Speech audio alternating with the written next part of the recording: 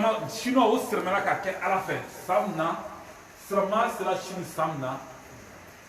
mɔgɔ minnu n'a fɔ ko o siramala ala ma k'a fɔ ko la ilaha illallah muhammadu rasulullah sallallahu alaihi wa sallam o san na chinois mɔgɔ miliyɔn 20 b'a de siramala yɔrɔ kelen na 30 millions yɔrɔ kelen o wagati la o wagati la ni ka farafina bɛɛ kɔnte silamɛ yɛrɛ bɛɛ kɛ ɲɔgɔn a tɛ mɔgɔ miliyɔn ma bɔ wele kosɔn ala cɛla sallallahu alaihi wa sallam ala cɛla b'a fɔ mɔgɔw ma ko utlibu l-ilma walaw fi sin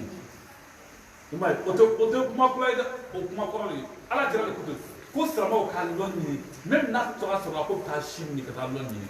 ni ka yɛlɛ a cɛla b'a fɔ mɔgɔw ye k'a ye taa sin ka taa lɔn ɲini i bɛ taa sɔrɔ ko dɔ ye ko utlibu l-ilma walaw fi sin a ma fɔ ko Côte d'Ivoire a ma fɔ ko Amérique a ma fɔ ko Europe mais k'a ye lɔn ɲini hali n'a taga sɔrɔ k'a bɛ taa lɔn ɲini chinois jamana la k'a ye taa lɔn ɲini et puis lɔn fɔ ɲuman silamɛya lɔnni donc n'i taara fɔ yɔrɔ dɔw la farafin kule bɛ seri la mɔgɔw bɛ kabakoya ko silamɛya sera an fɛ waati jumɛn mais an yɛrɛ fɛ silamɛya bɛ b'an fɛ k'a sɔrɔ foyi yɛrɛ t'an fɛ yan yɛrɛ donc an bɛ ɲini ala fɛ ala ka limaniya d'an ma an bɛ ka baara kɛ bisu na baara ni fanga ka bon mais ne mɔgɔ bɛ baara dɔ kɛ si tu lui montres pas la valeur de ce qu'il est en train de faire tu ne peux pas prendre le courage même ni mɔgɔ bɛ saraka bɔ n'i ka saraka valeur yira a la i b'a se i na Abubakar Sidiki wa ala cɛla tellement que ala cɛla ka ɲuman ka wari di c'est-à-dire que ka wari di mɔgɔw ma c'est-à-dire ka wari di ka hinɛ tellement que ala cɛla sallallahu alaihi wa sallam a ka valeur fɔ Abubakar Sidiki ɲɛna Abubakar Sidiki o wagati la mɔgɔ tun tɛ Maka kɔnɔ wari bɛ mɔgɔ min bolo ka tɛmɛ Abubakar Sidiki kan Abubakar Sidiki radiyallahu anhu ala cɛla y'a fɔ Abubakar Sidiki ɲɛ c'est-à-dire ɲuman kɛ ka nafolo di a baara bɛ cogo jumɛn Abubakar Sidiki a kɛra faranden siɲɛ 3 ka ɲɛnamaya kɔnɔ k'a ka nafolo di k'a di ka na wari ban ka taga baara kɛ mɔgɔw fɛ a taara baara kɛ mɔgɔw fɛ ka na wari sɔrɔ kɔtun kɔ ka kɛ wari batigi ye ka tɛmɛ premier kan k'a ka nafolo di k'a di ka na wari ban ka taga baara kɛ mɔgɔw fɛ ka ka na wari sɔrɔ kɔtun kɔ Abubakar Sidiki ko k'a bɛ min ɲini na ale bɛ min ɲini ala fɛ a y'a filɛ mɔgɔw ka limaniyaw tɛ kelen ye Abubakar Sidiki ko ale bɛ min ɲini ala fɛ ale b'a fɛ k'a sa waati min na o y'a sɔrɔ nafolo t'a bolo bilen ale bolo ɲini ala fɛ mais mɔgɔ bɛ kelen ye wa mais an bɛ fɛ dɔ b'an bolo dɛ mais hali bi an bɛ k'a caman ɲini ka bila an kun o de kosɔn ala ko kurana kɔnɔ ko alhaakum at-takathur hatta zurtum al-maqabir i bɛ to a siya de na n t'i yɛrɛ min don kaburu da la min bɛ ne bolo o tɛ mɔgɔ tɔw bolo mais i ne ko ko non n bɛ dɔ de fara o kan i bɛ sɔnni kɛ o Abubakar Sidiki an olu bɛɛ de bɛna taa lɔ yɔrɔ kelen alikɛmunu sigi lɔn dɔ la Abubakar Sidiki radiyallahu anhu Abubakar Sidiki ka ɲuman kɛ lɔn dɔ la ka ɲuman kɛ a tora ɲuman kɛ la a tericɛ bɛ ala cɛla sallallahu alaihi wa sallam o tuma ala ye cɛla ye tere saba k'a ma dumuni kɛ o de kosɔn ala ko ko ni mɔgɔw ye ɲɔgɔn kan ala kosɔn mɔgɔw bɛ kuma ɲɔgɔn dusukun na ko al-qulub tatadabbal al-kalimat dusukun bɛ kuma Abubakar Sidiki tora misiri kɔnɔ jaja sanji kelen domini san kelen domini complet a k'o labɛn ko k'o di ala cɛla ma k'a sigi a ka baarakɛminɛnw kun o nana di ala cɛla sani a bɛna se ala cɛla ma o tuma ala cɛla bɛ kutuba kɛ la Seydina Jibrilayi Amin Jibril ala y'a fɔ Seydina Jibrilayi ko taa fɔ ala cɛla ɲɛ ko y'a fɔ Abubakar Sidiki ɲɛ ko Abubakar Sidiki ko Abubakar Sidiki bɛ tɛbɛrɛ dɛ k'a bɛ don aridina kɔnɔ mais ko a sigiɲɔgɔn min bɛ a ka so la ka taa so 40 ko ala ko Abubakar Sidiki kosɔn ko jɔra aridina kɔnɔ ka taa kɔfɛ minnu bɛ ka taa a ka so kɔfɛ komi so bɛ kɔfɛ fo so 40 ala ko mako t'o ka baara ɲuman an mako t'o ka foyi la Abubakar Sidiki kungo don aridina kɔnɔ so bɛ ka taa buru bɛrɛ la c'est-à-dire que buru bɛrɛ la so 40 ko k'a fa Abubakar Sidiki ko a kosɔn olu jɔra aridina kɔnɔ so bɛ ka taa ɲɛfɛ so 40 ko a fɔ Abakasi minɛ ko a ka na kosɔn k'olu bɛ don a bi mais ale yɛrɛ tɛ dɛ ale ta kuma t'ale ta donc o de kosɔn mɔgɔw tɛ kelen ye mɔgɔ min bɛ ɲuman kɛ ani ne tɛ ɲuman kɛ e tɛ se ka kɛ kelen ye o e ne yɛrɛ b'a dɔn k'a tɛ kelen ye donc n b'a fɛ ka mun de fɔ n b'a fɛ ka kuma limaniya de kan parce que i tɛ se ka nin kɛ f'e limaniya de sɔrɔ al iman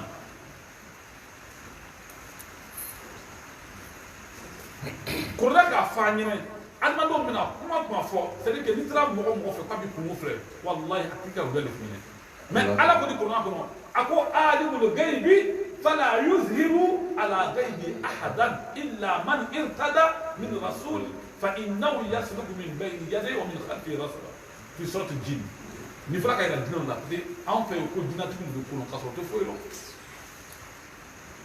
ان لو ديناتي دو بي comme ils n'ont pas mis la foi parce que à comment regarder ça en moi dina fi do be ko dina o ka nyoma do be kala malla ko ale do be ka o dina nyoma yoro parce que dina ke ka bouger c'est ka boya ka ta maka en un clin d'œil mais que fa ka ten dina chien mo ga bureau bla mais dina ka boya ka ta malla c'est une seconde à cela non pas moi moi c'est moi dina ka nyoma yoro be kala malla ko ebe ta to nyoma ko no ko ta mo bla mo ela dina be nyoma ebe ta dina ka nyoma e ma ta dina ita ka ta ebe e ka mo me le sra ka do mo me ka tra akoko usal ko mi ta wori ko pie ko ni wanda ka na ma jaye Allahu akbar d'accord tu vois ni paye du ménage donc amani ala fait ala ka ni ménage dama man la dino mule wallahi ni ka sina ala ne ala be fendo di ma man ni mo to andra tafsir la uluna nga ansra ayat la fi surah al-baqara ala fi surah al-baqara bana ako wattaqullaha wa yuhallimukum allah wallahu bi kulli shay'in alim wattaqullaha kunna awsna la alanye wa yu'allimukum Allah ko alaba Allah lonia wallahu bi kulli shay'in alim tabo ba ken nasi ila fait dans les grandes écoles dans les grands établissements yoro ne karamso balo e bi ta mo mo so no be premier e bi ta so ala fina do ma tsuna ala fina ma te ne mo ni ka sna ala ni ala bi karaka so mo ta karam Sayyidina Umar radiyallahu anhu l'homme de Sayyidina Ali le Sougoula, parce qu'il allait corriger à la Tilaï, en cousin direct à la Tilaï. Sayyidina Ali, Karramallah Wajah. Et Maïe, avait fait Abakasri Makor de l'Ouanou, avait fait Omar Maradjela Anou, Ousmane Maradjela Anou, Zubair Maradjela Anou, Talata Maradjela Anou, Omar Bouna Abbas Maradjela Anou, avait fait Abdullah ibn Auf radiyallahu anhu abifa al-Bukhari radiyallahu anhu mais nasra sayyidina Ali abifa ko karramallahu wajhahu kare karo boto parce que mo ma joba ta ka bi ko wala sayyidina Ali umo alate ko doni yira mo wala nga qur'an ya fon alimul ghaib wa shahada ala de ko doni ndo ami be kere kan ni bondo mais sayyidina Ali l'homme de la sayyidina Ali le Sougoula Sayyidina Ali Sougoula kaye muso dɔ nana misiri da la o y'a sɔrɔ ala cira sira mɛnna muso dɔ nana misiri da la a nana ko k'ale nana misiri la ale nana ka na tamaro de kɛ saraka ye ka di mɔgɔw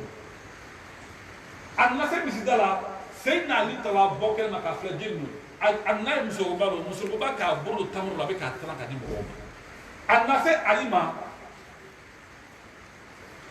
c'est à dire que a y'a di ala cira ma tamaro dira ala cira ma quoi muso ni tamaro di ala cira ma tamaro di ala cira ma ala cira ye tamaro tira mɔgɔw la ala cira ye tamaro tira mɔgɔw la a ye mɔgɔw tɛ ka tamaro kɛ a ye bɛɛ ta kɛ tamaro den fila parce que Madina tamaro ale ni Maka ta tɛ kelen ye mɔgɔ min ka a yɔrɔ fila kɛ Madina tamaro ka bon ka tɛmɛ Maka tamaro kan et puis a fana ka di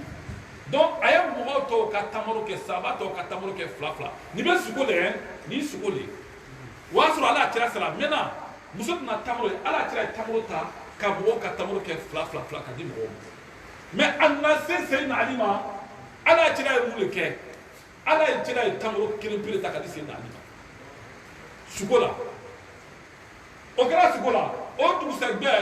Sayyidina Ali a taara misiri la seri fana dɔnniba dɔ ko seri fana dɔw ko landara de O taara misiri la misiri o la vrai la maintenant o tɛ sogo ye bere dɛ musokɔrɔba dɔ nana ka na se misiri la ka na tamaro ta ka a fɔ ko alimami bɛ yen wa jeli de tun bɛ silamɛw ɲɛmɔgɔ la aminu mumini o de tun bɛ seyidina umaru ye donc a ye tamaro ta ka di seyidina umaru ma seyidina umaru ale b'a dɔn ko ale ka sogo de kɛ foyi foyi seyidina umaru a filɛ ala bɛ ko dɔrɔn yira mɔgɔ la n'i sinna ala ɲɛ seyidina umaru a ye tamaro ta ka di sarabaw ma fila a nana se seyidina ali ma a ka tamaro kelen bɛ da ali seyidina ali ma seyidina ali ko mais ko umaru k'e mɔgɔ bɛ taa kɛ fila ne kelen ta ye n ta kɛ kelen seyidina umaru ko di a ko ya ali law ataka rasulu ithnain la ataytuka ithnain a ko seyidina ali ko n'a tun k'a fɔ ko ala cira tun ye tamaro fila di ma kunu i ka sugu la ko nin bɛ i ka tamaro kɛ tamaro fila mais ko ala cira ye tamaro kelen kelen di ma donc ne de bɛ ka kelen bɛ di ma k'a sɔrɔ umaru ma kɛ ale ka sugu la a ma n'o ka sugu la yɛrɛ donc ala ko filɛ ne mɔgɔ ka sina ala ɲɛ ala bɛ koba k'i ye mais ni k'a dɔn a nugu kɔrɔ k'anu siran bɛ ala ɲɛ k'a sɔrɔ an ka limina de ma taa yɔrɔ si walahi ni ko i bɛ kuma wagati dɔ la wajibi kɛra suba i bɛ don mɔgɔw la mais o ma ba'da al-haq ila dalal c'est vrai que n'i ma tiɲɛ fɔ tiɲɛ kɔfɛ i bɛ don wuya la donc an ma ɲini ala fɛ ala ka limina d'a ma amin ya rabbi su ni su balo o de kosɔn ala cira ko sallallahu alaihi wasallam ko ni mɔgɔ min man kama laylata qadri imanan wa ihtisaban غفر الله ما تقدم من ذنبه من قام رمضان أو ليالي رمضان إيمانا واحتسابا غفر الله ما تقدم من ذنبه إما سيدنا علي على جلاله صلى الله عليه وسلم أقول نمو مي ليلة تدري سوكي كأنيانا مايا لمنا كوسون أني تنوني كوسون بكوسون إكا هرسوا كونو ako ko ala ko be yafa idunuma dunum kala ka ko ka lailatul qadri su ka nyanamaya seri trompette c'est que ala ka batu ke ka no ga mo ma quoi mo do be seri jama dali mo do be zikir le kan no alima ka seri janka mo do be fana seri janka gbaralima maintenant les seri tasbiha ka wala ka no alima do fana be corona kana ni kan no alima tilawatul qur'an tu vois dɔw yɛrɛ fana bɛ yen ni si ma nɔgɔ ale ma ale bɛ na misiri la ka na wari di mɔgɔw ma k'a saraka bɔ o de ka nɔgɔ ale ma donc ala ka serimaya kɛ ten de mais mɔgɔ dɔ kana jate minɛ kule bɛ seri la i y'a seri donc ile ta ka fisa ni mɔgɔ min ye mɔgɔ min sin ka wulili kɛ la o de kosɔn ala cira ko sallallahu alaihi wasallam mɔgɔ min taara ka taa umra kɛ nin Makkatal Mukarrama a ye kuma ninnu ka ɲɛ badogɛra saba de b'olu f'an ɲɛna badogɛra saba nin a ko ne mɔgɔ min taara Makka ka taa alikaba la mɔgɔ min bɛ ka nafila seri alikaba la ani mɔgɔ min sigilen bɛ ale bɛ ka nafila seri a sigilen bɛ k'i ɲɛ dɔn alikaba la k'i ɲɛ bɛ alikaba ma ani mɔgɔ min bɛ k'a tawafu kɛ ala cɛla ka sallallahu alaihi wasallam k'o bɛɛ baraji kelen ye mɔgɔ min sigilen ka alikaba filɛ dɔrɔn pe ni ka seri sigi alikaba filɛ i t'i sigi k'i ɲɛ bɛ alikaba la ani mɔgɔ min bɛ ka nafila seri ani mɔgɔ min bɛ k'a tawafu kɛ parce que tawafu ye seri de ye ala cɛla ka sallallahu alaihi wasallam ko ala k'a laɲini adamadenw fɛ ne seri dɔrɔn pe tɛ tawafu tɛ k'a tigɛ i la yɔrɔ min k'i ya et puis seri jumɛn de fana farida seri ne farida seri n'o tɛ tawafu tɛ dabila o de kosɔn ne mɔgɔ taara Maka kɛlɛ man ɲi parce que tawafu ni adamaden dɔrɔn t'o ta kɛla jinɛ b'a la mɛlɛkɛw b'a la danfɛn wɛrɛw b'a la min ni adamadenw yɛrɛ tɛ kelen ye donc an ma ɲini ala fɛ faamuyali ko ɲuman ala k'a d'an ma sunkalo ɲɔgɔn caman k'a bila an si kɔnɔ ala m'o kɛ la o de kosɔn ko kutuba la bi n ko sunkalo nin banna mun de b'a yira ko sunkalo bɛ nin sɔrɔ i si la n'i taara kaburuso la i bɛ taa denmisɛn kaburu sɔrɔ i bɛ taa den kaburu sɔrɔ i bɛ taa cɛkɔrɔba kaburu sɔrɔ i bɛ taa muso kaburu sɔrɔ i bɛ taa mɔgɔ sɔrɔ min kaburuso la ne tɔgɔlama de i bɛ taa mɔgɔ sɔrɔ min kaburuso la ne baraka tunsaya nana k'a kan sunkalo bɛna taga sisan mais maintenant an bɛ ka mun de kɛ o de kosɔn ala cɛla ko sallallahu alaihi wasallam dɔw b'a ɲininka ne sunkalo banna sun dɔ banna wallahi sunu ma ban o de kosɔn ala cɛla ko sallallahu alaihi wasallam a ko afdalu siyam ba'da ramadan siyam nabi Dawud a ko sun ka di ala ye sunkalo kɔfɛ kon nabila dawda ka su tasumu yawman wa taftiru yawman ibe terkeren do ka terkeren bla ka terkeren do ka terkeren bla sun ka di ala ni sun bay sumaro ko folo nabila dawda su no balay som يوم الاثنين ويوم الخميس على كلام النبي صلى الله عليه وسلم اكو كلا مكوسو اني بترى سنو اني بكا ارمسا سنو اكو نعم كون انا اصوم يوم الاثنين واصوم يوم الخميس لانني ولدت يوم الاثنين اكو ني بسوم سيرك ترنو سنو باسكو نكرا ولا ترنو لا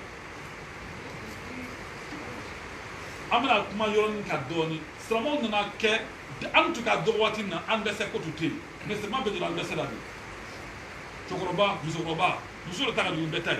mais ma fina an bese barbe mi ba lo wa ni an bese sera lom na sundo ya treke sundo ya dalama o ala ISD 6 kana se sani binani wal masani bison loro ala debe ka ni sundo mu to kan si barka ka ikenan si ke si fufu nsi barka iye banka ke min ibadillahi الصالحين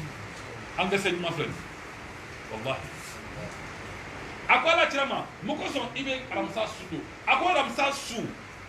mereko be na kana admando ka bara contrôler sumani bara contrôler ramsa do donc ne ba fe mereko be na lumna kana bara contrôler ramsa o ka so me suma ne ka contrôler be noya o ko so ne ramsa su akun fe ala chama fu ka akun fe donc mo be muleke mo be baka ñoo encourager alabatou la imay lundi mardi lundi jeudi ni ko compter karo semaine de le karo kono semaine nani souvent de quel loru mais nan ni kacha donc flash roman nani o jolli de ta so karo il be tresse sundo tresse gi ni ko jatem na karo tan fla o kala guri 5 sur ma tan fla o kala guri hein 60 donc après ka tere bureau soro san kono ka so mata rosi tere bureau nous devons voir la faire aljinama ala tira sallallahu alaihi wasallam hunaka asiyamu ayyam albayt tere tan saba tere tan nani tere tan lursu ko ni sara mo sara ko do karo ko kan no bolay sum ka di ala fana katbi sans suga som yom la arafat tellement que arafat no sum valeur ka bon ala ko alum be éduquer lo alu kana sundu mais mo no te éduquer la pour la ska sundu yom la arafat ala bebe serlon tu sugama ako ni ka arafat sundu e kas jurumu c'est que sans fla jurumu ala bo ko yakayi imay ni bekra ni ko so mo ka do argument mais sumaro le ne sumaro nana obeke anka kere kabule ne sumaro nana obeke anga dusuma boya karule ne sumaro nana mogo be fashion ngoro ne sumaro nana mogo rebe bana koro do be baramtu bana uru be lawre ne sumaro nana muso do no chebe bla no nere bi ajli som olo ala ta do pani solo no islam ko su ko flan mogo be sundo ala be baraka ta ko waljuya ka kɛ walju ye ka kɛ ala mɔgɔ ba ye o bɛ sɔrɔ bateau min na ka tɛmɛ bateau bɛɛ kɔfɛ bateau bɛɛ c'est à dire que bateau bɛɛ la seri bɔnni kɔ ye o de ye su ye ni ka taa mɔgɔ sɔrɔ ala b'a kɛ walju ye seri kɔfɛ a sunu ka ca nka mɔgɔ min bɛ su don ala bɛ hinɛ da sundola ba a ka hinɛ ka bon. Allahumma innaka afuwun karimun tuhibbul afwa fa'fu anna Allahumma innaka afuwun karimun tuhibbul afwa fa'fu anna. Donc sungaro karo balo wala ko son arabu go o ka jaga retardé ka bila sungaro la no so be sungaro bala bi sura donc amani ala fa ko to ma ala ka da amin wallahi ala batu wati le ba demande na quoi wati to be ni mala batu no wati tinna ka ibe bo zero la wallahi ka anto $100 pour la chedo tube en tout cas kɔrɔ naani ye c'est-à-dire que a ye tolo min k'a ka ɲɛnɛmaya ala kelen de b'a dɔn mais ale de b'a fɛ ka sɛrɛ ko waati min na kana ala bato a ko usaz ko karamɔgɔ k'a filɛ kuma fɛ k'ala bato c'est ko n dɛsɛ ko ale bɛ ka ko bɛ lɔnja kɛ ko n dɛsɛ k'a sɔrɔ a ma saba dɛ mais a bɛ nin fɛn waati min na ala tɛ san 50 bɔ donc bato kɛ waati de bɛ c'est adamaden na quoi e ma ye ala kira ko sallallahu alaihi wasallam ala kira ko cɛkɔrɔba o ka ala bato k'a di ala ye cɛkɔrɔba mais a ko denmisɛn k'a ala bato k'a di ala ye ka tɛmɛ cɛkɔrɔba kan cɛkɔrɔba k'a ala bato k'a di ala ye musokɔrɔba k'a ala bato k'a di ala ye mais sunkuru ani denmisɛn o ala bato k'a di ala ye ka tɛmɛ cɛkɔrɔba ni musokɔrɔba k'a ala bato kan e ma ye ala mɔgɔ ba dɔ tun bɛ yen karamɔgɔ de don a tun bɛ wajibi kɛ a bɛ wajibi kɛ a bɛ mɔgɔw la kamadu mɔgɔw ka taga sira terili kan lon dɔ la a tora kamadu la a ko ni mɔgɔ o mɔgɔ n'i y'a sɔrɔ i bɛ ka sɔrɔ tu la caya ko ala bɛ ko bɛɛ kɛ ala bɛ garijɛgɛ c'est à dire que i bɛ ko kɔfɛ ala b'a bɛɛ k'i ye karamɔgɔ de k'o fɔ اللهم صل على محمد وعلى ال محمد وسلم اللهم صل على محمد وعلى ال محمد وسلم قبل بنا فلاكي ابي مو غامي جرا ابي مو حمي جرا حمينا كو بدا والله اكو نم مو من دمنا وكا والله كابا جرا ما كراموتي لمنا مو دانو ما لمنا به دغري دوكا لمنا كا بوندوتاي ما تايرا كو دوتا كو كالي تالي منا كو اوماي Colon dɔ tun bɛ o dugu la yen o dugu tɔgɔ ni colon c'est à dire que mɔgɔw bɛ taga ji ta la une fois dans la semaine une fois o bɛ taga ji ta colon na une fois dans la semaine lon dɔ la karamɔgɔ cɛ mako tun bɛ ji la ale k'a bɔ bɛɛ kɔfɛ ka taga dugu colon na k'a bɛ taga ji ta mais ale taara sɔrɔ ji ni jurufɛ tɛ yen puisque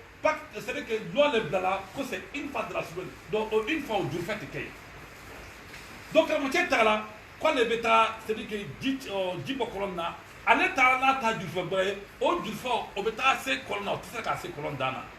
dada surun allez surun d'autre fait que moitié ka kramero là surun nana sur tout que aka midi na be tobrike na baya ti abi ko que la be sur le fort Allahumma salli ala Muhammad wa ala ali Muhammad wa sallim o kla dore même na don bay ma ba ko donc musokoro sugurni abatu bana adube amama musolo bro abata ba donc o ko la to ka dita ta doma donc sugurun te dada surtout de la sugurun ma sugurun be tala ne a grand-mère mako be dila wati abeta kolon na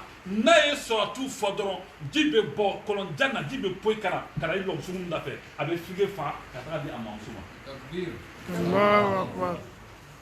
Londora ima mo ibe zikri do bi mo do ma mais il est ka zikri long mais o tiga ali mina na ka boni tay ale be na fa do zikri la ala to so ko dilema donc sugurun tala ko le be ta ale mata ka mo check ko ko be ta ka tra di fa ka tra di a grand-mère a bata bama ale tara se kolonda la ka ta ka mo check soro ka mo check abisi ka lere fla ka mo check be atika di so sugurun nana ko karamo ko ebe mule ko ko me ka di ko nyiri me vraiment ko di ko bita di ko ra ko no te ka se ka di so ko no ma ko be di la di sugu ko mais ko etan karamo wa mais ko karamo a di ko te no isra de ne karamo le ani ka di bo ko no te kre de sugu ko me ko i tra wa di la na yan karam zikr do la akon ma cha zikr do ne ko ke ne ko be di so Comment ko zibudma ko antoka Allahumma salli ala Muhammad wa ala ali Muhammad wa sallim koni ko fo ko la dunat kana tabo dima kawo ko ya fo me ko koni yo fo na ko so ka masira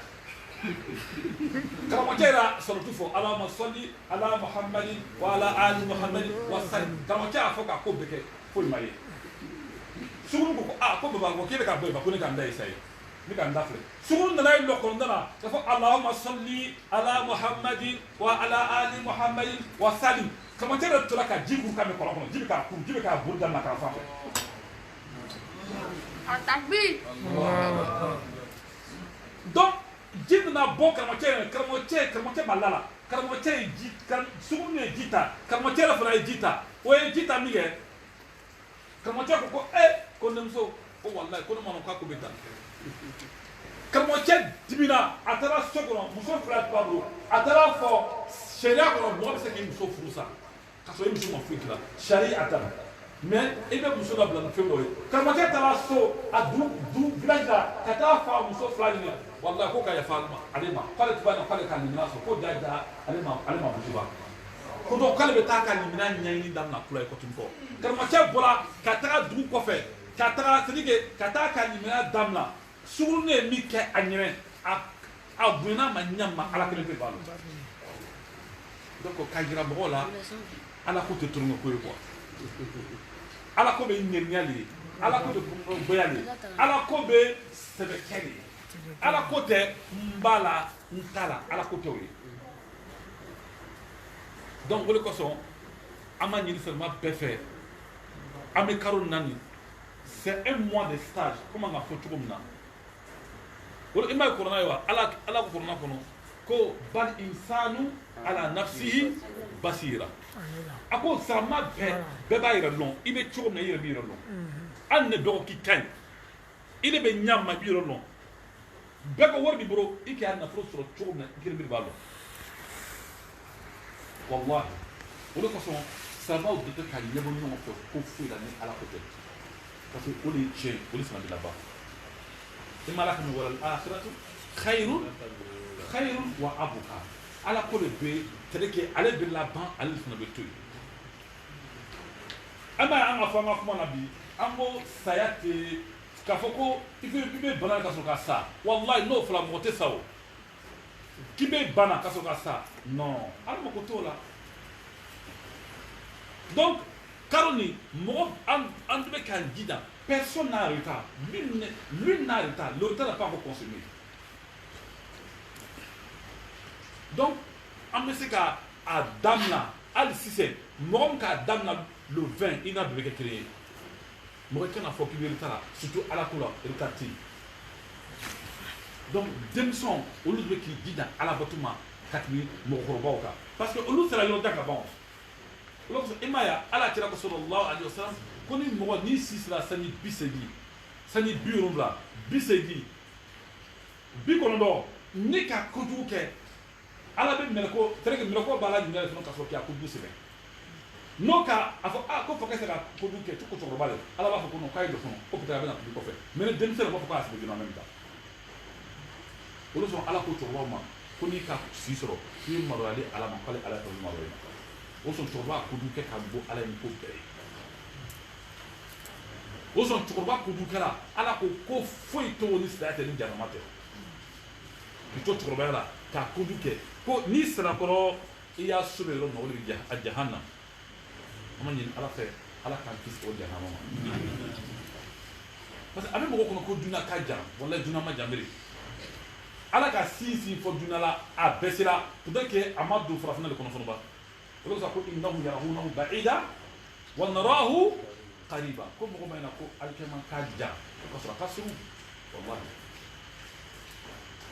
e n'a filɛ an ko sunkalo tɔ tila kalo 6 karamɔgɔ ka tila kalo 9 a tila kalo 7 an bɛ yɔrɔ min na bi ko sunkalo ko a ban tɔ tora sentiri 4 walima tile 3 bon ka bɔ sunkalo dɔ la ka taga sunkalo wɛrɛ la ka bɔ sunkalo min na ka taga sunkalo wɛrɛ la i bɛna a bɛ se sisan wallahi o la kosɔn ala kira ko sallallahu alaihi wasallam ni ka kojugu dɔ kɛ alfahisha k'ala sɔba dɔ kɛ sunkalo kɔnɔ sunkalo karo kɔnɔ i jija sunkalo wɛrɛ kana sɔrɔ i b'a sa ni sunkalo wɛrɛ kana sɔrɔ i sara i perdira ni ka ko dɔ kɛ c'est à dire ka jɛnɛya kɛ sunkalo kɔnɔ i de siramadentɔ walama ka suyɔni kɛ sunkalo kɔnɔ i de siramadentɔ walama ka kojuguba dɔ kɛ sunkalo kɔnɔ ka mɔgɔ fila ka furu sa i de mɔgɔ bɛɛ ala ko k'i jija sunkalo wɛrɛ kana sɔrɔ i b'a sa i jija dɛ sunkalo wɛrɛ tun kɛ i ka min kɛ i y'o rattraper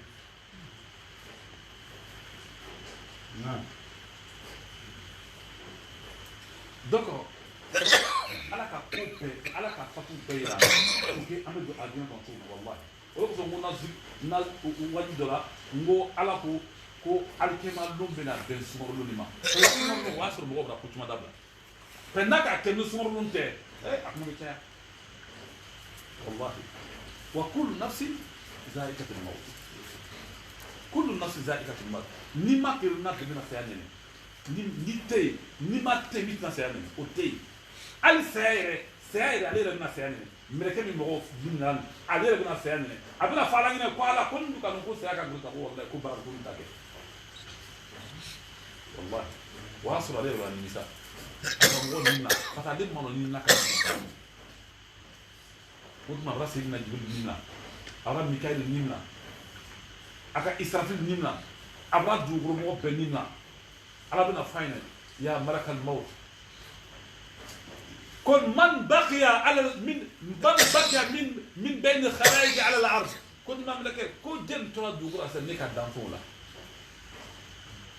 اباهم على ما كو على قد تزالي كريبي اما كيف بقول لكم كويلا نينا ابا انا كيغا مو تاما كيغا تويرو ايرا نينا لون مو با تافولا نينا مكه بنا كولل كا اولو نوت تا دانفين سورا نينه او بيبي سا abena ale ba ile nina abena kulo de ko lo o kulo no tuka dampin sur na pesa mais wa sur dampin te au niveau de ade bêtement comme là wallahi c'est que mo ni be bo watina wallahi aba fo ni ma mekayne qul law akhartani ila ajalin qarib fa asaddaqa wa akun min as-salihin ولن يؤخر الله نفسا اذا جاء اجلها مغود نيمنا ابن تادبن دوسرو نيبكا بو واتنا والله نم نيبكا بينه تبالو كلا كو تشني بو مغدو c'est-à-dire que onibeka bo watina aba fo nima mekena ko nima meke ko j'ai 100 millions dans mon compte ko atoy il crempé au dia meta 100 millions ta maro trampera ma di betuma wurni meta attaquer au trambo la ni ma meke isbari ne te sun tama dura un to minti kini meta ndake sundu ka ko bela bla ni ma meke ni a ser tu bacha atoy meta si beke ser la nte do mikere ana ni be ko asalati ni ma meke be foka abi fleka ya wima ko tante n'était n'a cassé quoi.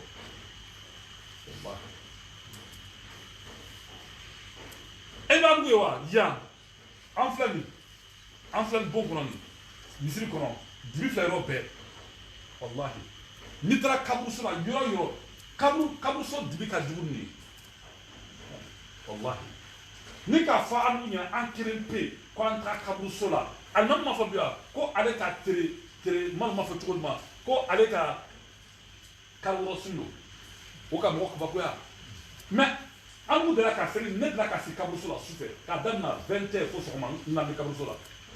Au secret, il veut comment on fait, moi, il y a un pays. Mais nous, on fait de la baisse, quand on est à Carlos Sundo, quand c'est Carlos Sundo, car dans la 20 heures jusqu'à 5 heures du matin, il y a Carlos Sundo. Mais il faut être tranquille, seulement il y a une mida ni dire, il y a quelque chose, sinon il faut être tranquille. Il faut être tranquille sur le monde, c'est là que matin à bord. Wallahi.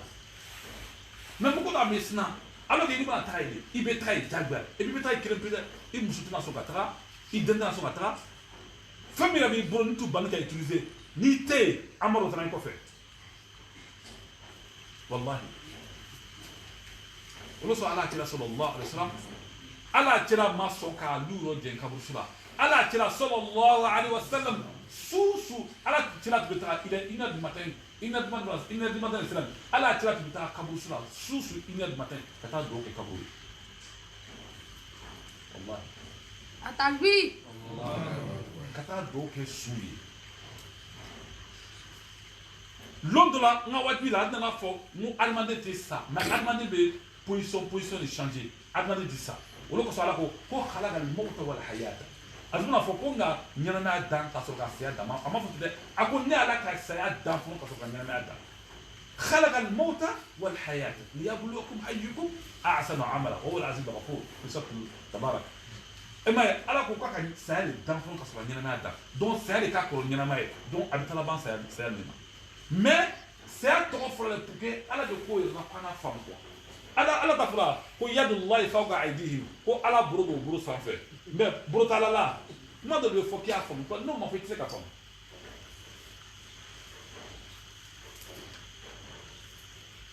ala yina ne bamuso la n ba banna Abidjan n bɛ Abidjan dimanche n bɛ taa n bamuso fo kaburuso la souvent n bɛ to kaburuso la fo fitiri bɛ don kan so kaburuso la n kelen pe dimanche n bɛ taa London nana kɛ n ma taa dimanche la n sukola n bamuso la n bamuso ko ko kunu ko min ye k'i bɛna n fo wallahi tallahi ne bɛ k'a wuli fɔ ala ɲɛ min na ko kunu ko min ye i ma na o. Donc, comme le cours massa, obéio, ne soukola, hein, sous bébé de Kaboussola, mais ne farida c'est là, sous bébé bon. Wallahi, non, à ça pour moi, ne soukola, l'air façon, sous bébé bon, katara double, sous bébé yoro, d'une heure à bébé bon, farida là, sous bébé de soukola. Mon a ça là, farida là, au bébé c'est pour Kaboussola. Ne fitiri sɔrɔ o bɛ bɔ i ta n'a bɛ fɔlɔ an ɲɛna ko a kana denw to kɛnɛma ko fitiri man ɲi ko fitiri bɔla man ɲi ko fitiri ka denw bila kɛnɛma k'a man ɲi fitiri la ko foyi tuma bɔ du kɔnɔ c'est vrai o ma wuya fɔ ne fitiri dɔ la mɔgɔ ka mɔgɔ sara a bɛ bɔ kaburuso la wallahi o bɛ taa dugu kɔnɔ o bɛ taa ka so kɔnɔ o teriborow la o bɛ taa ka so filɛ yɔrɔ bɛɛ ala ka pouvoir de su ma ne mɔgɔ sara Abidjan ka bɔ yan ka taa o jeni c'est la seconde a bɛ se mais ne fariseri banakɔrɔ su bɛ taa a ka place la donc n ko mɔgɔ tɛ sa mɔgɔ bɛ position de changer cogo jumɛn ala nana danni kɛ waati min na ala ko n'u ka ɲɔgɔn na kunu i ma ye wa mɔgɔ dɔw a tɛ den siman sɔrɔ mɔgɔ dɔw ale yɛrɛ tɛ den sɔrɔ mais bana t'a la ala de ma sɔn k'ale den sɔrɔ n'u ka n'u ɲɔgɔn na kunu ni dɔ ka dɔ la kun dɔ ma se ka foyi sɔrɔ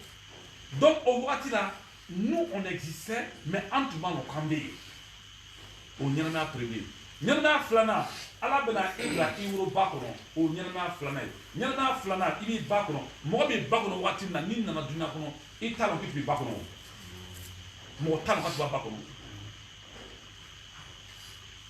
c'est à dire n'i bɛ tubabuw fɛ i b'a dɔn k'ala k'o tiɲɛ quoi muso b'a c'est à dire que den b'a ba kɔnɔ waati min na tubabuw b'a yɔrɔ bɛɛ calculer o bɛ a burukinadennin filɛ k'a ɲɛ filɛ o b'a sɔgɔma bɛɛ compter un par un k'a sɔrɔ a b'a ba kɔnɔ a ma fɛngɛ ba et puis ba kɔnɔ waati min na est-ce que den tɛ ɲɛnamaya kɔnɔ wa si la femme si la fausse couche den tɛ to yen o donc den bɛ a ba kɔnɔ waati min na den bɛ dumuni kɛ a ba bɛ min don den yɛrɛ bɛ o ɲɔgɔn don olu kosɔn a bɛ fɔ ne muso ni kɔnɔma de ko caman bɛ kana kɛ fɛ n'i ma fara a bɛ se ka den sɔrɔ quoi donc a b'a ba kɔnɔ waati min na o ye ɲɛnamaya filanan ye ɲɛnamaya sabanan o ye mun ye i bɛ na dunuya kɔnɔ dunuya o baara waati bon an nana dunuya kɔnɔ mais an tun b'an ba kɔnɔ waati min na jɛni b'a dɔn i tun bɛ min da ye fo an ka mɔgɔ kelen ta da la dɔn ala kɛra sallallahu alaihi wasallam ale tun bɛ a woro ba kɔnɔ waati min na ale tun bɛ zikiri kɛra rasul mu'azzam donc ɲɛnamaya sabanan i bɛ na dunuya kɔnɔ o ye ɲɛnamaya sabanan ye hali bi saya tɛ yen ɲɛnamaya naaninan i bɛ taa kaburu kɔnɔ an n'a fɔra ko ala ka cɛn suma a kunna wa ala ka kaburu kɛra a kunna wa donc kɔrɔ de ko i bɛ kaburu kɔnɔ ko dɔ bɛ yen a bɛ fɔ ma ko hayatu albarzakiya mɔgɔ bɛ kɛ kaburu kɔnɔ walahi a tigi ma sa an dun b'a fɔ k'a sara o de kosɔn su c'est à dire que e ma ala kɛmɛ kɔnɔ kɔnɔ wa c'est à dire que an dun de ye su ye mais su de ye ɲɛnama ye o fana kumaba de ko tun kɔ an de ye su ye an sanu don ni k'a san don min na sela i kunu na e b'a ye su b'a n'u ye man t'olu ye su b'a n'u ye su bɛ mɛrɛkɛ ye fɛn fɛn n'an n'u ɲatara su b'a bɛɛ ye mais an bɛ yiri kelen kelen kɛ min b'a ɲakɔrɔ mais su bɔra an ka ɲɛnamaya la ka taa ɲɛnamaya la donc su bɛ mɛrɛkɛ ye su bɛ jinɛ ye su bɛ fɛnw ye n'an n'u ɲala kan a tɛ fɔ an si ma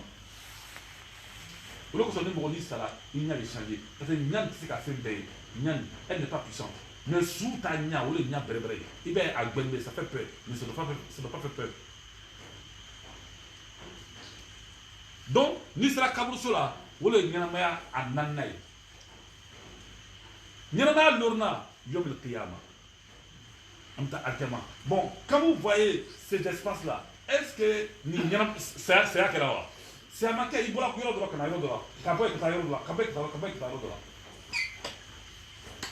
ne mɔgɔ sera kaburuso la n'i sara ka taa kaburuso la n'a taara sɔrɔ k'i fa sara il fa sara ça vaut 20 ans il est sera téléphone na itara kabusura ni sera ni famille alino mo ta côté là urube e bena trabla alino mo ta côté là ni trabla alino mo ta côté là il famille ni ga ah il na fa que ça nous trop demandé sous be ni nanke ni tere tere muso soro e baro muso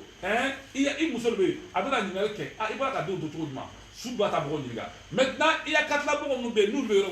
ah faut que ça dire na téléphone na en payant ah et il était à broca de venir là wallahi sous be ke sous be ta ni nanke wallahi amen faut que ça a comme le dentier en mettre catégorie quoi la tout le monde ko o regarde be wa o regarde o samena amen an ma yao amen chedo un côté ban de mutu be to la ka be famille là ko ça la be santa mobi ko ah bon amen ko an mo ya ko ah ko peut être ça yo to que maintenant olu ba don la so ko ça là donc sous be ni na bike donc au corale ko sayati a peñanadi faut que ça c'est comment mais c'est passage par passage et il y a des passages obligatoires et ces passages là sont des passages obligatoires tout le monde doit y passer ça il y a ni kon beya là la kubina ça bana kota la foita wolo ko seulement de beka c'est que il a créé la terre quoi ko bi mako quoi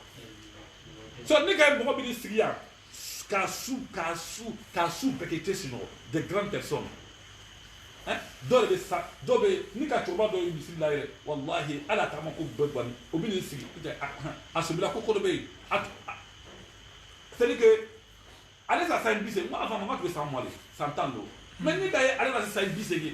en fait c'est ta ma berbere akara ko do ba ma là ça c'est obligé Allahumma إنك عفو كريم تحب العفو فاعف عنا اللهم إنك عفو كريم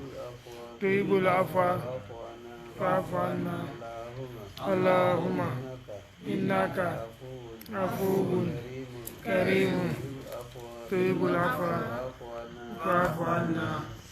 إما الحمد لله إما نمنا مركو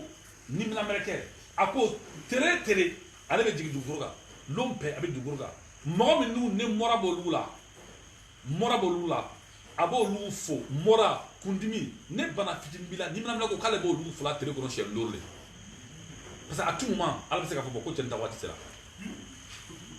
ما نبنا فيتين بلا لا لا كون نمنا مركو بني فلا شيء ترى كنا شيء لورلي ele sigata kalmo mais foi te milu la foi milu ka kenere foi to la ni mina mele ko kabi na lu fla tele kono shenkiri foi te milu la shenkiri mais donne ya aussi tu as une maladie qui ne finit pas il a blanc ko ni mina mele ke bi fla chaque jour 5 fois nakana nakini fla baka ta ko ngo ay baka ni fla ko na baka ta ko ngo faut que ta trebe dunia be ma ko ko ite mo mo la kwa de sira lo fele tele kono shekere donc nous le ben beira kayirana ko feno bikana wallahi ko feno bikana mais e bala ta ko to duma ko ambedo ka amprete ka se amma kono mo ka kreni mo be wole be banjula ni ma kreni se ka banjua mais nimla me ke ta banjula nimla trenka ka lonto a banjula de bakana ka nimla ah bon il mangna no kuma bele tamawa hein kata banjula wole ka kreni mo be kata so trenka ka nimla donc ça veut dire que bana tout là mais ala makutola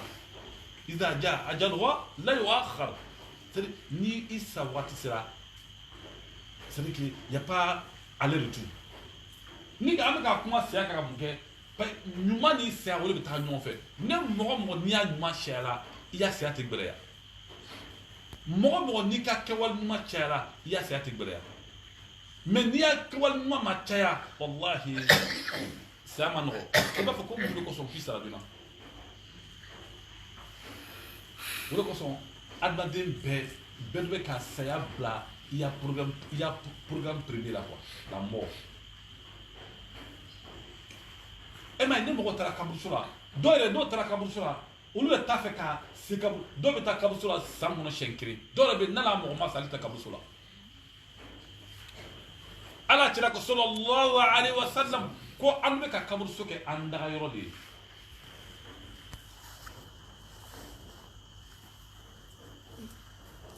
mais an ko betu sunan be mo te taw bay ele la tere de beta bu ka kaburu sola ile do ima do iterente e beta bu ka kaburu sola wiya fola son mo ko fola hasidi auto ça ka kaburu sola parce que lui il sait que quoi le placiter mais momi na le besna alanye momi na besna alanye aka alaka dan sigunu korosi wallahi utisna kaburu sola ana misin kono ni be la ba kaburu de parce que ameka na kodo le nyaburi kana kodo fige sinon wallahi suno hadi suture sufe ala to be se ka fo ko laylatul qadr ko ka ke annarul qadr ko ka tirifero mais na ko kesse que talo peut tirifero admana de se brebe et la flemme même quand tu es malade c'est la nuit que la maladie se manifeste souffre le bana bi manifester accident grave tu m'en babé avec souffre parce que souffre wati c'est une période qui est très dangereuse. Olo ko sala tira ko sallallahu alaihi wasallam ako sungaro tire tanaba ko amma nyana chum amisala am ko jabya ki abeke sérieux ni tete c'est sérieux là mi ka no ma OK mama foko na flash dota c'est que ikena se ka finge ka fino mi ki le jagba ki lo isinka là on ma fo mo sine ala ko mo yana batu il c'est que de cadre istitaat c'est-à-dire il sait quoi d'abord là quoi faut pas trop forcer dit tese il la fait et même moi nous faire bisigi asa jaiz ataya cette badi ban na law donc on a fait comme une forme ordinaire karoni karu balu karoni on doit en profiter karoni on a fait beaucoup de bien pour ne pas que karoni ta karto ni c'est quoi que la petite il faut bon karoni kaki ire masrakai kaki ya dunter sarakai kake ile ni ala re cheka ben chugumna imay ala kam ko rakono ko walazina yunfiquna fi sarrahi wad darrai jaja anni sagabi kadbe ka saraka bo ala ko mon be saraka bo saga watila ani noga wati donc ça veut dire que mo sima épargner saraka boko make mo sima épargner ko ako mo be make pana ke saga baka wala ko sala tira ko sallallahu alaihi wasallam ako nyumakala carte fla ako fanda nyumakala ka nyumaka dini ka wurati nyumakala ka parce que fanda faut étaler bro petit mbale ala go lo tala e mala ka no qur'an kono ko wa yut'imuna ta'ama ala hubbi miskina wa yatiman wa asira c'est ka domine lo tala domine lo ka tala ka adi e mai mena kisa do fanyine mata fan muso doye muso to furla akla Israël muso to furla a furla jenma a furla wor batiki chadoma wallahi l'homme de là muso chay war dama ko da 600 kana 7 tubri ana chebe ka dominique o be ka dominique c'est-à-dire en Israël darbi kala don nana kana darbi ke fisabillah muso chay ko muso ma ko ta boy ko jenne be muso do la boy ka ta soro darbi kala anna fa chayne pour darbi kala Chakwa musomadi ako tanga porti datum anga dominique ay porti datum o dominique o chendo après des années musoni chen na ke fanda en ka urbe bampeu fofur nasa pour nasa muson fara muson dolaka kola aga kola chebore na fu chebore na muson furu o cheton na ke war batri koda dan on a muson tchepelme kra fana ne fusra ne tchebron na fu o ane tcheplan na to dum la no be ka sedum o be ka sedum o tra sedum na dar kra don na kana dar ko fisabillah muson o cheko a musoma ko ta bodala ko jenne be dala muson ta la ka ta bodala ka ta ye a tchekoron no war batrini muson ko masala ka kisi muson kisira muson nana ka afa chene ko ko daraka be dara abe kisila mucheko muso mo kibe kisila mo koso parce que ko amna dum ta kadin daraka ma muso ko non ko te aba ko be ko amna wurni daraka ma ko te ou bien ko wurni tewa ko non ko te mais kibe kisila mo koso ko no ko ne che koro le beni che mtu kane furuka koro na anafu na safa ndan koso war batigini ko che koro bi comme ka kisi Atagbi. comme ka kisi mulo koso ko londola neni chem tube domini la ko dalikra don na andari ne chet an neni lebe ka sekren dunde dalikra don na andari ne chet ma son ko sed dalikra ma ne che ka fo ko andara tu ka dalikra be ko ameka o dum ameko sekren doni che ko musoma ko est ce que ba ko ne jeni wa muso ko no ko ndano ko ay dalikra be lom na ini che ko ne le bo che ne le bo we bita wallahi chen côté ko ay mi belum nande ne ay bayka sedna ko o chere bi ni ko sen beta ita di i chenma e ba fam ko ba fine ko don abe na sibi maka san dum ni ko ni ka agor ko ni ka dama tirla draka wala la madama fi sabilillah lo ko ala ko ko innahu man yattaqi fi surati yusuf innahu man yattaqi wa yasbir inna allaha la idea ajra al muhsinin ala ko nimbo bi ni kasna ala ni kan make ko isra o te fe ni abinate ni sra ko iba abina ko donc amani ala fe ala kan mina dama amani ala fe ala kan ngel nyuma kala chamay nyuma karte ka sha nan dora nyuma kono nyuma bete sonier nyuma dobe le bon voisinage mitala c'est-à-dire que admander le salama brevre ni be yoro de la ni te fa non qui te quoi salama ni be yoro de la ni le te fa ka non qui te nyuma ta fa fait te wal ta fa fait ko chema fa fait wallahi mais salama il be yoro la ite yoro la atakri salama bero to mais salama be yoro la c'est-à-dire fa ka non no tente ambi fo mo ka nyal ke akra côté fatala côté ako al mu'min lil mu'min kal bilyan yashudu ba'du ba'da un musulman doit être utile pour la communauté cher c'est que strama niti ya debachema fa lon kuité c'est que minete fa ka donner ko ko nu faté ambi walma encore tete ambi wala ma am beno tete ambi wala ma am batte ambi au ben mali c'est que de fait que ta présence est vide là il y a présence une c'est vide même ni même misri parti de là ni ité fa ka donner ko ko el mamun tube ya ko anga el mamun ko atala mini fo loni mais il est veillé ité غير معروف سبحان الله أبدي على كلمة من الدم آمين على السجن على نتي فسجن وكانوا كم تبين من الدم وقت الفن أبي مسيء أبين مالي إما على رسول الله عليه وسلم أكان موكاتشا من على كلام مدفوع على كلام سجن صادق دبي أتبع على كلام دكروبو على كلام تما داي أبا دكروبو نكا لو بالي أبا جماعة كنا في على كلام بندلا فريدا لون ما كنا بنا أتينا شتك عليه تركين ترسلا على تلك عيشة كل شيء متروك ما تكابل أنا لا كواتش تقولوا على عيشة كل كونتينر تفننا على رسول الله صلى الله عليه وسلم أترى شيء سكون كتا شيء بوتي بيسي شيء مسبرا أكون من بكوني شيئنا كذا كم على تبين ما تلاقي كنا بندلا ونبى أكاد ما تكتا فيلو أما نداينا مولسا أكون شيء معناه كم معناه أبيت الدم كم معناه mais ala tira mo bale ala tira tara kata tukono kata flangini kana dichema te o flan micro ken kenera ako tema ko siri pe ni ma chekana ko muta afriko tuniko ko wallahi anta rasulullah wa anta habibullah wa inni ushidu la ilaha illallah muhammad rasulullah sallallahu alaihi wasallam ko wallahi kure chen ko ala ka tira mo wali kola ka tira fo boy bi wallahi ko donc ikani man ko so ni be sama ala tira ka man ko ko ala kira sallallahu alaihi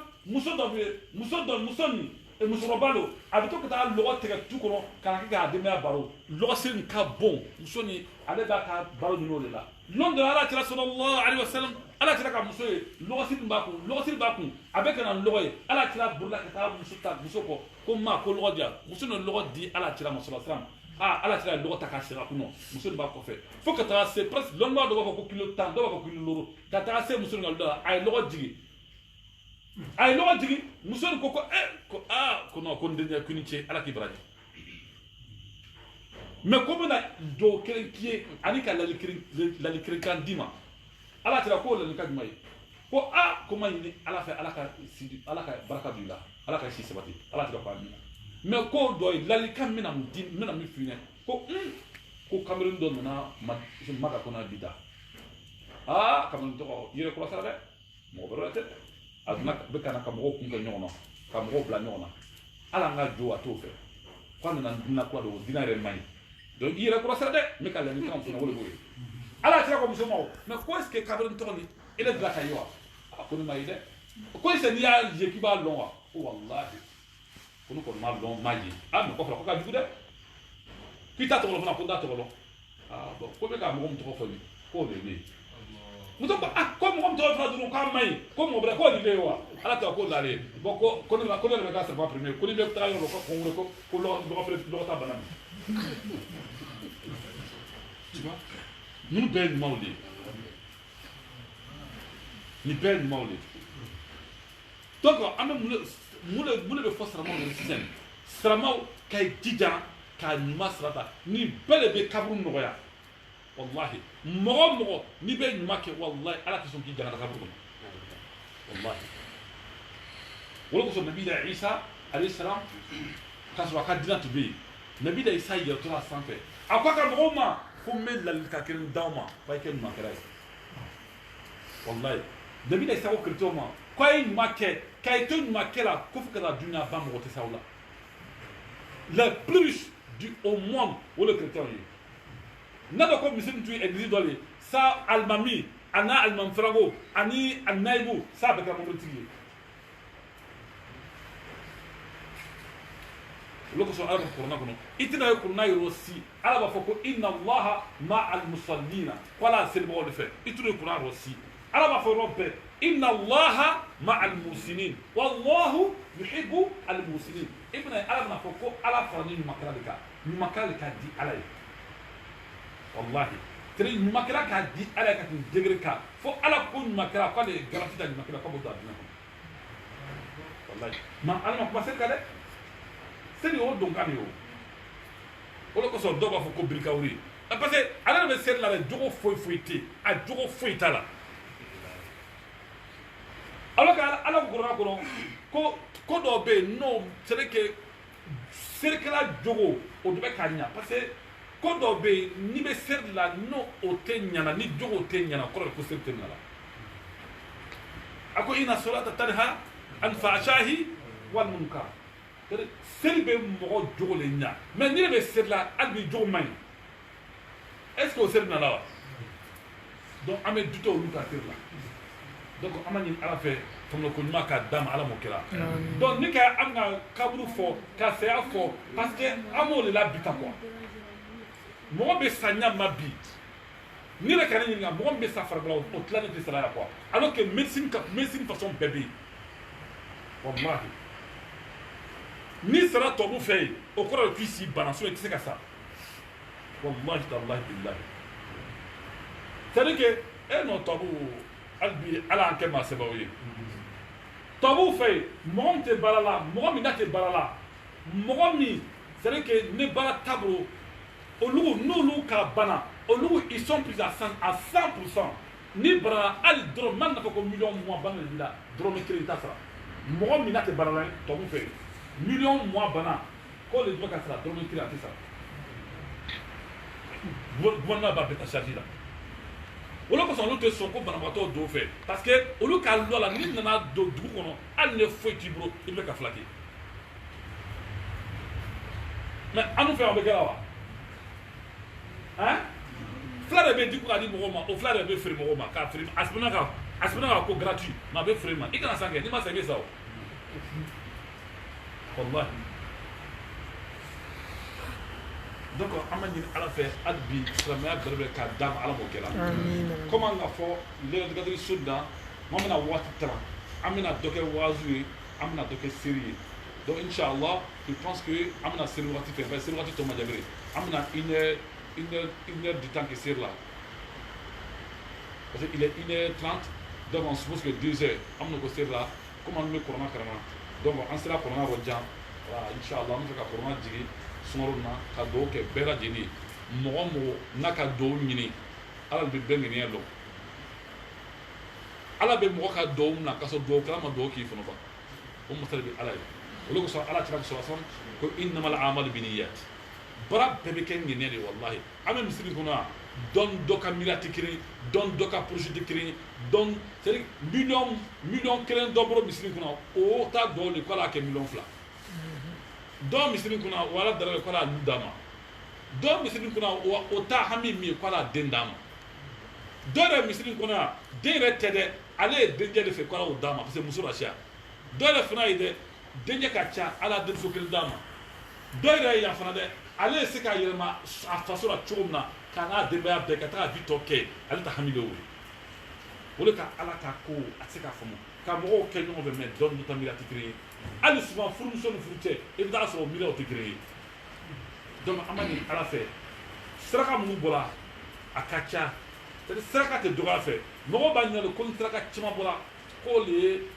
saraka minɛli ye walayi o tɛ et puis fana a filanan min ye dɔw b'a fɛ de ko misiri kɔnɔ mɔgɔw caya misiri kɔnɔ fo dɔw bɔ kɛnɛ ma walayi ala ta ko t'o ye walayi sinon lɔgɔfɛ jumɛn ka ca misiri jumɛn ye dɛ donc fi jama ka sɛ dɛ voilà ala ta ko to ye quoi ko non k'anw bɛ wajibi la ko misiri fala fo ka fɛngɛ ala misiri bɛ se ka fa mɛ foyi t'a dɔn o de kosɔn e m'a ye ala tila sallallahu alaihi wasallam mɔgɔ 700 olu taara kɛlɛ kɛ mɔgɔ 70 ye mais mɔgɔ 700 sera mɔgɔ 70 n'ala yɛrɛ tɛ mɔgɔ bɛ se k'o kɛ wa badiri kɛlɛ kɛ ninnu seulement tun bɛ mɔgɔ 700 lɔnnibaga dɔw ta fila ala tun ka dɔgɔ ka tɛmɛ kan mais badiri kɛlɛ kafiriw mɔgɔ 70 ani kɔ mais 700 ni k'olu gagné ka ko bɛɛ kɛ ka victoire ta donc jama caya tɛ mais jama bɛrɛbɛrɛ de ko hali n'i bɛ ala ko la hali n'aw bɛ mɔgɔ 10 walima mɔgɔ loro wallahi o ka di ala ye k'e jama min n'a a nafa ka dɔgɔ donc an b'a ɲini ala fɛ saraka mun bɔra ka kɛ saraka barikama ye ala m'o kɛ la an bɛ misiri in kɔnɔ misiri nin ka a kɛ misiri barikama ye ala m'o kɛ la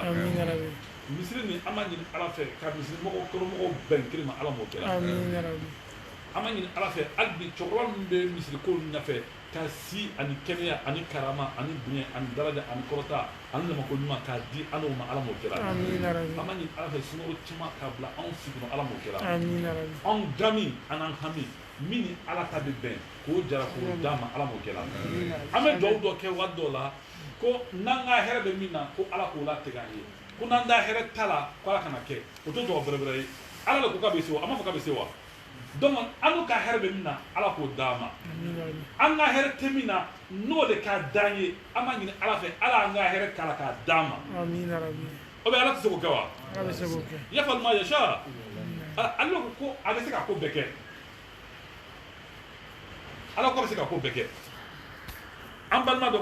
ko ale balimakɛ dɔ tellement que fangandenya bara a la bɔ ka c'est à dire que fangandenya tɔ t'a la bere fangandenya bara a kuma yɛrɛ ma ale yɛrɛ lan t'a la ko la bere k'ale ma min fama ala ko la ko ala ko k'ale kelen bɛ bɛɛ ta kun ɲɛfɔ k'ale ko k'ala kelen tɛ se ka bɛɛ ta kun ɲɛfɔ k'ale t'a pate se ka bere dɔw ma ko dɔw dɔ kɛ mɔgɔ ye wa ko ne kelen k'i bɛ se ka bɛɛ kun ɲɛfɔ chinois ni anu bon kɔfɛ fangandenya bɛ ne kan k'i tɛ se ka ne ta ɲɛfɔ donc o limina ta k'i lasɛ iman o limina ta dɔgɔya de ye quoi ala de bɛ se ka ko bɛɛ kɛ an b'a ɲini ala fɛ ala ka an hami diyara an ye an b'a ɲini ala fɛ ala ka si d'an ma garisigɛ bɛɛ la bɛrɛ o de si ye si jan si barikama k'o d'a ma ala m'o kɛra ala bato si k'o d'a ma ala m'o kɛra si fufu si dɔ ye o man ɲi i bɛ si jan sɔrɔ mais i le man kɛ waati bɛɛ mais o bɛ dɔgɔtɔrɔso la o i le bɛ dɔgɔtɔrɔso la mɔgɔ tɛ dɔrɔso la il est dɔrɔso la a bɛ fɔ ma ko si fu ka an balima sɔrɔ bɛn suma ala b'o kɛ la an ma ɲini ala fɛ dɔw n'an sera kɛ ko la ala ka minɛ an ye n'a yɛrɛ ma se kɛ ko la ala ka minɛ an ye n'an ye dɔw kɛ seniyara ala y'a minɛ an ye n'a yɛrɛ ma kɛ seniyara ala y'a minɛ an ye an ma ɲini ala fɛ dɔw la siri ko bɛɛ kan an kisi ma ala m'o kɛ la mɔgɔ caman nana sira di n'a ka haminako ye an ma ɲini ala fɛ an n'u yɛrɛ ta haminako ka fara n'u yɛrɛ ta kan k'an jara ala m'o kɛ la ala kɛ nafa n'a barika ala d'a ma ربنا آتنا في الدنيا حسنة وفي الآخرة حسنة وقنا عذاب النار ربنا لا تزغ قلوبنا بعد إذ هديتنا وهب لنا من لدنك رحمة إنك أنت الوهاب صل على محمد سبحان ربك رب العزة عما يصفون والسلام على المرسلين والحمد لله رب العالمين فاتحة بسم الله الرحمن الرحيم الحمد لله رب العالمين الرحمن الرحيم مالك يوم الدين إياك نعبد وإياك نستعين اهدنا الصراط المستقيم صراط الذين أنعمت عليهم غير المغضوب عليهم ولا الضالين آمين.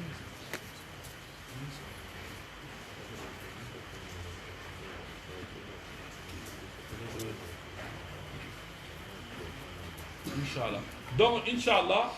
ambalement comme ala ba dafari ala tali ama beli mokrema. Donc ambalement do nakil do da Inch'Allah,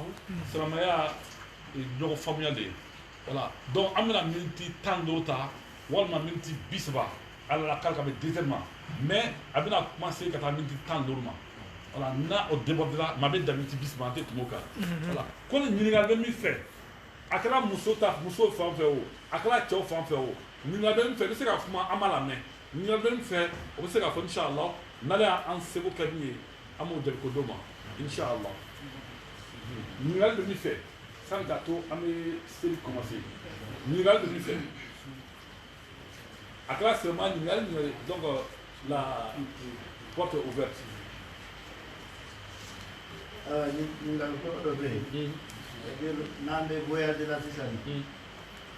bɛ kɛ mɔbili dɔw kɔnɔ seli waati bɛ se o tɛ sɔn ka lɔ bon e b'i ka ɲɛ ta ka i ka seliw kɛ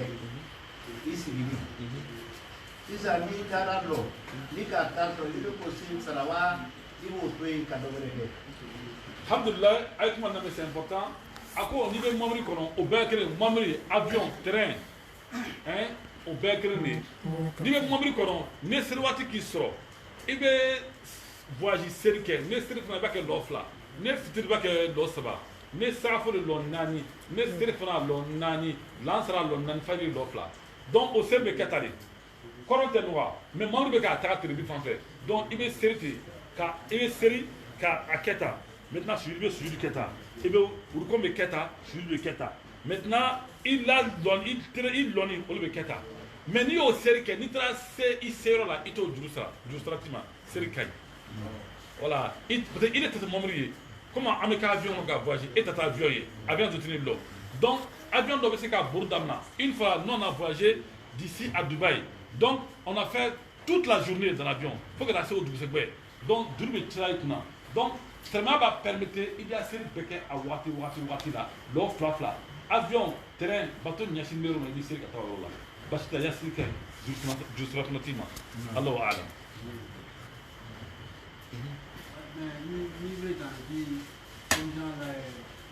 ها؟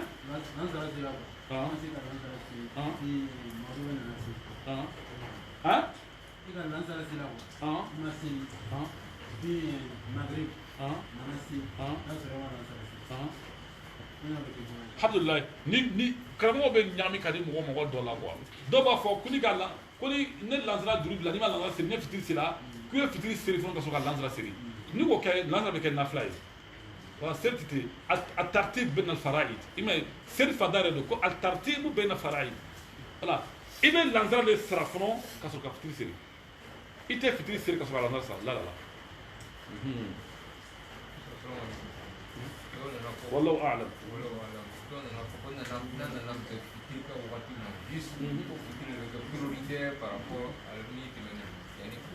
Alhamdulillah voilà a ka min fɔ nin i de ma lansara seri i nana don misiri kɔnɔ alimami bɛ ka fitiri seri an y'o kuma fɔ aluna ye ni nana don alimami bɛ ka fitiri seri e de bɛ don ni fitiri ye lansara ŋɛniya ye parce que silamɛya ko bɛɛ innamal a'malu binniyat seri farida 14 eji farda nani al-i'ram السعي بين الصفا والمروة وقوف بالعرفة النية يجي فردا فين ناني سر فردا تا الناني après النية تكبير الإحرام قيام الله عرفه منه ainsi de suite donc نرى نادو سر بين نيالي إن نادو الله أكبر قلنا المنطقة كتير إبد دوني même bi même na rita la prendra ni na rita la kada sro sahu bana alman be ka se sahu bana même na do lu no be ko fe o be ka wa safu suru dala alors que na misri plan de cube na jamaat kan moyi donc alman wula ka nafla se damna nafla lo premier ni ne drani safu nyenye donc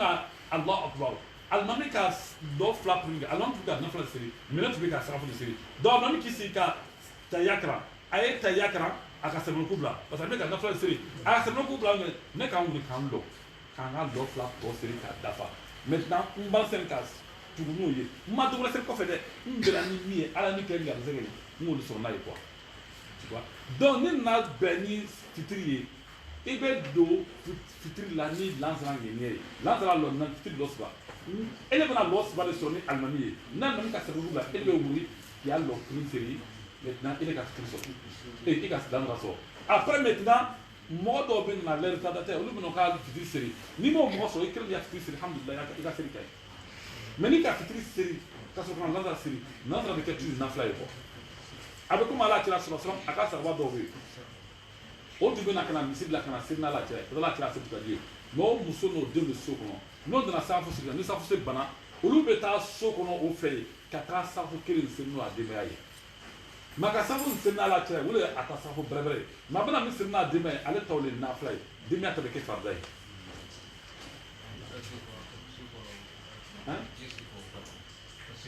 voilà ko ka siri kɔ au fait ala tira sɔrɔ a ka sababu dɔ tun bɛ yen o tun bɛ na sirni ala cire sallallahu alaihi wasallam no kana sirni ala cire yi demia ma sirni nyano o be ta ka ta sirni demia yi do no tra sirni demia yi ale ka mi sirni ala cire o be ken na fly me mi sirni la ni demia yi o le be ke demia ka farda yi ma ale ta be ken na fly mi sirni ala cire o le farda yi e ga kon fam aga kon fam ge e ken se ka farda fla so voilà wallahu a'lam agirana sike nabla dɔ bɛ yen an b'a fɔ ko witiri ni kile su kɔnɔ n b'a fɛ ne kɔnɔ ko di mɔgɔ ma se an kɔni dɔw an jɛma b'a la mɛ dɔw bɛ alhamdulillah witiri ni kile su kɔnɔ mɛ dɔw bɛ wuli a bɛ witiri sabu witiri kɛ ɲɔgɔn ye mɛ su kɔnɔ ne y'a fɔ ka nabla kɛ a bɛ witiri ni sɛ ko sugu ɲɔgɔn ye voilà comment tu as mis foni comment le cadre quoi voilà c'est ma alone ni au fait ni le comment ni mɔgɔ b'a fɔ ka caya ko wutiri la c'est la wutiri fidèle wahida ko wutiri fila tɛ su kelen na c'est vrai o ma wuya fɔ mais ala bato ni ala bato de bato ni bɛna kɛ ala ye a seri waati min k'i da ɲam k'i da cogo min k'i da basi t'a la est-ce que ka kuma nin faamu dɔw b'a fɔ ko ni tere bɔtɔ la k'i kana nafila seri min b'an fɛ yan yɛrɛ ni fitiri bɛ surun la an nana se fitiri dɔ tora miniti 10 walima miniti 10 mɔgɔ bɛ misiri la e b'a ye yan an fɛ yan mɔgɔ tɛ nafila seri k'a kɔn fitiri ɲɛ mɔgɔ tɛ nafila seri la voilà tu vois mɔgɔ tɛ nafila seri la mais ne bɔra Laginɛ i sera Laginɛ misiri nɔ sani ka fitiri se cɛ mɔgɔ tun bɛ nafila seri mɔgɔ min kana dɔn o bɛ nafila seri tayi fi masjid o bɛna ka nafila seri fitiri nafila dɔw yɛrɛ bɛ lɔ fila seri f'a ka a seri ka nafila seri sani ka to fitiri bɛ se mais hali ni yɛrɛ m'a kalan e yɛrɛ b'a dɔn k'a ma kojugu kɛ o hali n'i tɛ foyi dɔn a ka seri de kɛ e ka faamu kɛ o kelen ye a filanan alimamu dɔw bɛ yen olu bɛ tɔgɔ la se même Makan ayi Makan filɛ n'o bɛ ka sura tarawele kɛ an b'a dɔn kan seli min o maka présentement n'o ye Sɔrɔ Tarawele kɛ Sɔrɔ Tarawele nin o bɛ chaque witiri seri a laban na o bɛ ka na dulɔ jan su ni seri kɔtun kɔ ka ba ka chaque witiri seri kɔtun kɔ ne mɔgɔ Mali la i y'a télévision derrière mais a portable derrière i y'a filɛ o bɛ na dulɔ jan seri n'o ka seri o bɛ chaque witiri seri ka dugawu kɛ après mɔgɔ bɛ tigi la o bɛ na minuit la ka na lɔ tan ni seri ka chaque witiri kɛ k'a dafa k'a lɔ kelen fara kan. Ale alimami kelen de b'a seri kɛla o hein c'est ça voilà ne mɔgɔ Mali la o télévision dayɛlɛ sini walima il faut rentrer dans ton portable i y'a filɛ i bɛ na ye o bɛ chaque witiri seri an ka lɔ tan na ba nin na lɔ tan nin na kaba ka na sujan seri ka na chaque witiri seri a kɔnɔ donc seri ka ɲi basi tɛ seri la wagati min k'i diya l'heure min k'i diya seri kɛ i yala dam dɔrɔn. On a parlé de la mort aussi. Les géniteurs sont décédés sans se convertir à l'islam. Est-ce qu'on peut faire des bénédictions pour lui? Bon, alhamdoulilah, ça c'est une question qui est un peu importante. Le frère, il vient de demander que il y a des parents qui peuvent être décédés pendant qu'ils sont musulmans et les parents qui sont décédés, ils ne sont pas musulmans. Tu vois? Ça c'est... Et Nabi Moussa, le prophète Moïse, quand il allait voir Pharaon et il a demandé à Pharaon de se convertir, de devenir musulman, et Pharaon, quelle question il a posée à Moïse? Il dit, il dit Moïse, avant que toi tu ne sois né, et ceux qui sont passés avant toi, ils seront comment? Quel sera leur sort? Moïse dit, il dit, eux là, les sorts appartiennent qu'à Allah subhanahu wa ta'ala. Voilà. Mais, ce que nous on sait, quand quelqu'un meurt, il n'est pas musulman, c'est Dieu seul qui peut juger son cas. Je ne sais pas si vous me comprenez. Voilà. Mais nous ne sommes pas habilités de faire des bénédictions pour ces gens-là, parce qu'ils ne sont pas morts en tant que musulmans. Tu as compris? Voilà. On ne peut pas faire des bénédictions pour eux, et même sur leur corps, on ne peut pas faire les prières mortuaires sur leur corps. Parce qu'ils ne sont pas morts musulmans. mais ni les wolobaga de don c'est ça la demandé si ce sont tes parents tes géniteurs il est wolobaga. Voilà, Nabila Ibrahim, Nabila Ibrahim, son père est décédé. Hein?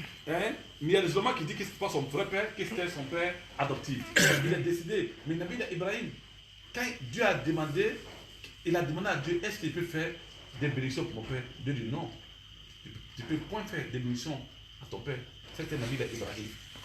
Le prophète Mohammed sallallahu alayhi wa sallam, son grand-père qu'il a adopté, qui a fait tout pour lui, lui le mort, non musulman. Et le prophète a tout fait pour qu'il dise La ilaha illallah, Muhammad Rasulullah. Et c'était pas la prière, c'était que seulement qu'il dise, mais il n'a pas dit. Abu Talib. C'était qu'il dit seulement La ilaha illallah, pas qu'il fait la prière. Quoi à Fadron? Que La ilaha illallah, il n'y a point de Dieu qui est Dieu. Il n'y a que de Dieu qui est Dieu. Il n'a pas pu. أعوذ بالله من الشيطان الرجيم لقد صدق الله رسوله الرؤيا بالحق لتدخلن المسجد الحرام إن شاء الله آمنين مخلقين رؤوسكم ومقصرين لا تخافون فعلم ما لم تعلمون فجعل من دون ذلك فتى قريبا هو الذي أرسل رسوله بالهدى ودين الحق ليظهره على الدين كله وكفى بالله سعيدا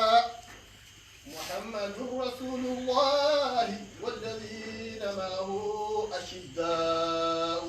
على الكفار رحماء بينهم تراهم ركعا سجدا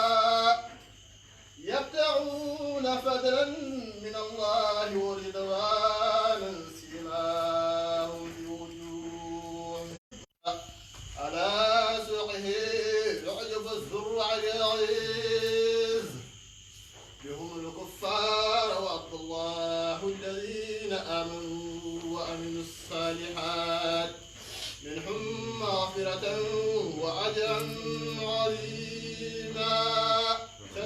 العظيم. جزاك الله خير بارك الله فيك.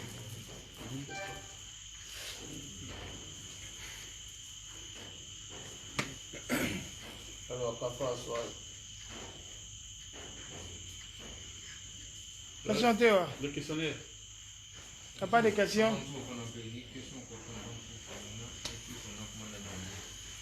Ne muso fana bɛ fɛ ka question bila a ye se ka kuma an ma mɛn yan.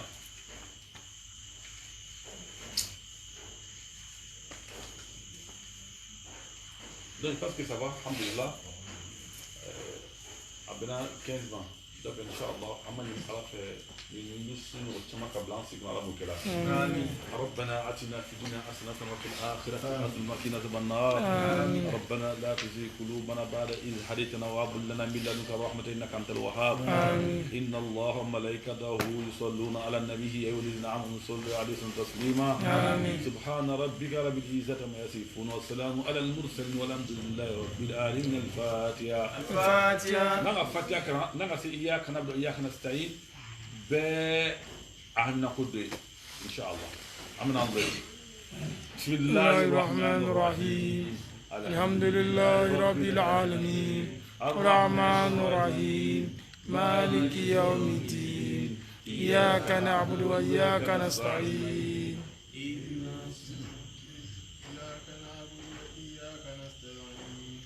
اهدنا الصراط النيات. muso a bɛɛ hamina ko fɔ.